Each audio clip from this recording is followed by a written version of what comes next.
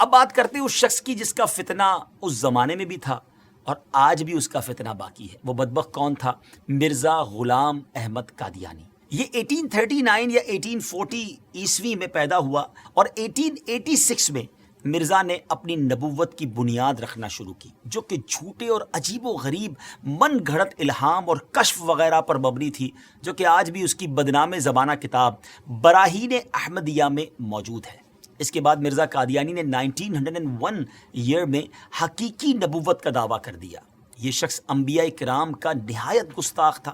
حضرت عیسیٰ علیہ السلام کے بارے میں لکھتا ہے کہ آپ علیہ السلام کے بہت سے معجزے مشہور ہیں، لیکن حق بات یہ ہے کہ آپ سے کوئی معجزہ ظاہر نہیں ہوا، معاذ اللہ. دعوی نبوت کے بعد مرزا کی رگ شیطانی مزید بھڑکی تو اس نے خدائی کا دعویٰ کر ڈالا. لکھتا ہے کہ میں نے نیند میں اپنے آپ کو ہو بہو اللہ دیکھا اور میں وہ اللہ ہوں. پھر میں نے آسمان و زمین بنائے اور کہا ہم نے آسمان کو ستاروں کے ساتھ سجایا ہے.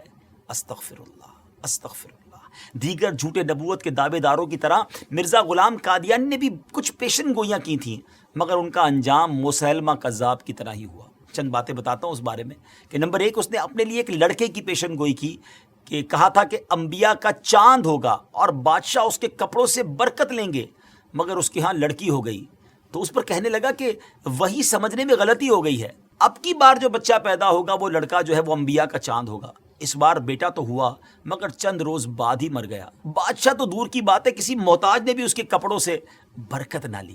نمبر 2، اس نے ایک اور پیشن گوئی کی کہ آسمانی بیوی کی پیشن گوئی کی اور اپنی چچا زاد بہن احمدی کو خط بھیجا کہ اپنی بیٹی محمدی بیگم میرے نکاح میں دے دے.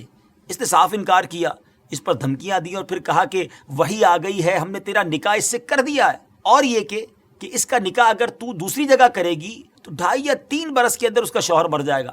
مگر اس خدا کی بندی نے اس بدبخت کی ایک نہ سنی اور سلطان محمد خان سے نکاح کر دیا. وہ آسمانی نکاح دھرا کا دھرا ہی رہ گیا، کچھ بھی نہ ہوا، وہ شوہر نہ مرا اور نہ کچھ اور ہوا. اللہ اکبر. ناظرین، جھوٹوں کا یہی انجام ہوتا ہے. بہرحال مرزا غلام احمد قادیانی نے قانون کا امتحان دیا، لا کا امتحان دیا، ٹیسٹ دیا، مگر فیل ہونے پر تعلیم سے اس کا دل اچاٹ ہو گیا. کمزوری دل و دماغ کا مرض پوری عمر رہا، کئی بیماریاں اس کی زندگی میں اس کے ساتھ تھیں. 26 مئی 1908 میں یہ لاہور میں اس کو ڈائریا ہوا اور گندگی کے عالم میں. جی ہاں، جب اس کا آخری وقت آیا تو وہ واش روم میں تھا، گندگی میں لت پت تھا اور لوگ اس کی لاش کو دیکھ کر یوں سمجھیے کہ عبرت کا نشان اس کی لاش بن گئی. ناظرین، یہ ہے جھوٹے نبی کا انجام.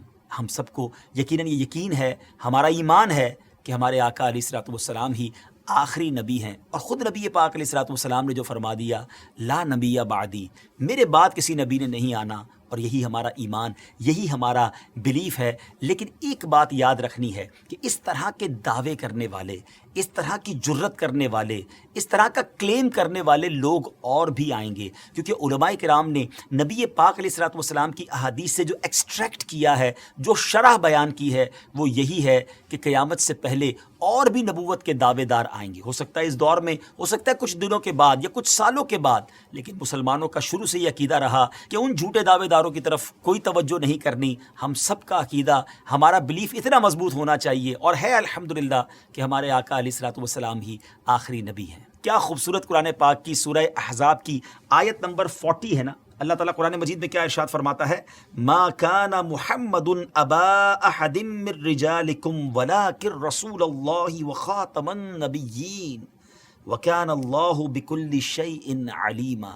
سبحان اللہ، کتنا خوبصورت اس کا ترجمہ ہے. محمد تمہارے مردوں میں کسی کے باپ نہیں ہیں، لیکن اللہ کے رسول ہیں اور سب نبیوں کے آخر میں تشریف لانے والے ہیں، اور اللہ سب کچھ جاننے والا ہے. تو الحمدللہ یہ چمکتا دمکتا عقیدہ مسلمانوں کا صبح قیامت تک انشاءاللہ جاری و ساری رہے گا کہ اللہ کے آخری نبی جناب محمد الرسول اللہ صلی اللہ تعالیٰ علیہ وسلم ہیں، اور یہی ہمارا ایمان ہے. بہرحال ان جھوٹے نبوت کے دعوے داروں کے بارے میں ہم نے جانا، اور علماء احادیث کی شرح کرتے ہوئے لکھتے ہیں کہ یہ نشانی ابھی اور چلنی ہے، یعنی اور لوگ بھی قیامت سے پہلے اس طرح کے دعوے کرتے رہیں گے اور مسلمان ان سے نپٹتے رہیں گے. بہرحال اللہ کریم ہم سب کو سچے ایمان والا، صحیح عقیدے والا مسلمان بنائے.